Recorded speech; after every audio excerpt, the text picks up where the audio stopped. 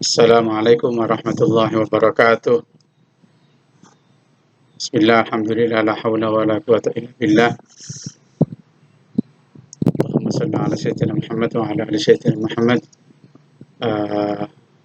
Alhamdulillah, anak-anak, berjumpa lagi dengan Pak Ali di pagi hari ini, hari Rabu. Kita masuk ke pelajaran fikih kelas 9. Dan sebelum kita mulai, marilah sebelum kita belajar, kita berdoa bersama sebagaimana doa yang biasa kalian baca di sekolah ketika dalam keadaan sehat walafiat. Bismillahirrahmanirrahim. Rabbana subhanaka la ilma lana illa ma 'allamtana innaka antal alimul hakim.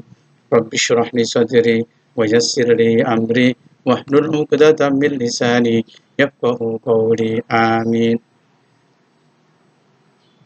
Oke, anak-anak, marilah kita mulai pelajaran ini.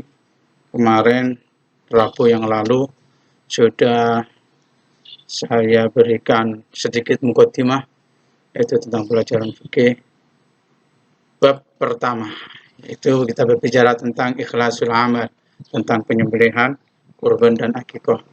Kita akan bahas satu persatu karena waktu kita terbatas. Kita bahas terlebih dahulu tentang penyembelihan.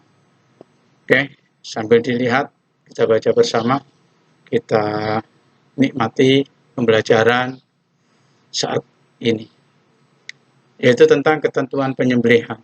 Islam merupakan agama rahmatan lil alamin, yaitu agama yang penuh dengan cinta, damai, dan kasih sayang, bukan hanya terhadap sesama manusia, tetapi terhadap semua makhluk Allah Subhanahu wa Ta'ala, baik itu hewan maupun tumbuh-tumbuhan sekalipun. Islam juga memerintahkan kita agar kita menyayangi binatang dan memperlakukan mereka dengan baik. Kita tidak boleh semena-mena seenaknya sendiri dengan binatang, walaupun itu binatang, walaupun itu tumbuh-tumbuhan. Hal ini dibuktikan dengan bagaimana Islam mengatur proses penyembelihan hewan. Islam telah menetapkan bahwa apabila hendak memanfaatkan daging hewan halal, harus disembelih terlebih dahulu dengan menyebut nama Allah Subhanahu wa Ta'ala.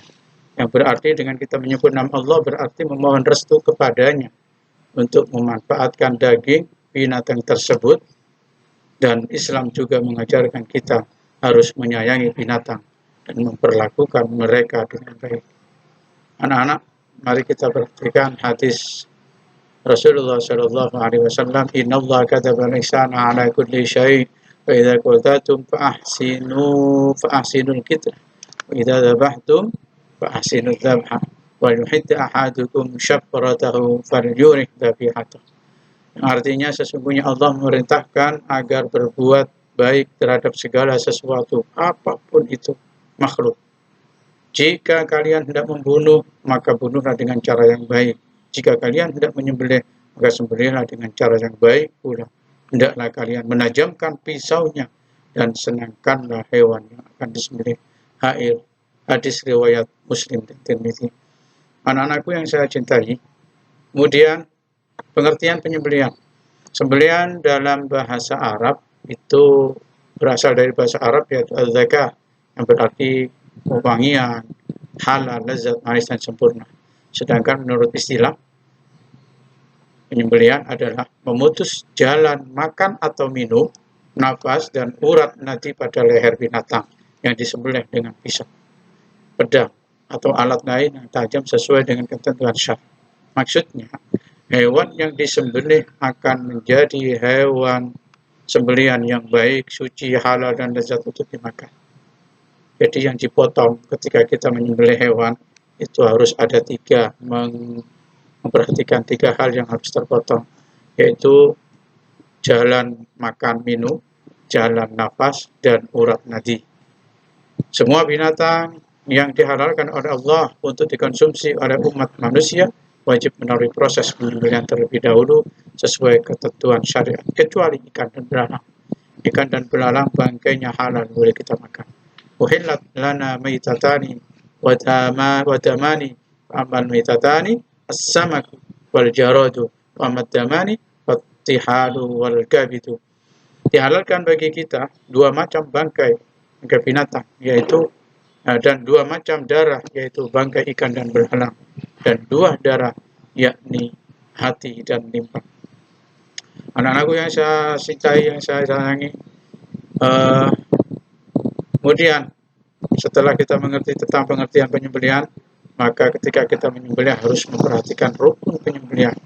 Rukun merupakan komponen penting yang ada dalam setiap ibadah. Penyembelihan binatang juga termasuk bagian dari ibadah. Rukun penyembelihan ada 3 yang harus kalian ingat. 3. Yang pertama, ada orang yang menyembelih. Yang kedua, hewan yang disembelih ada.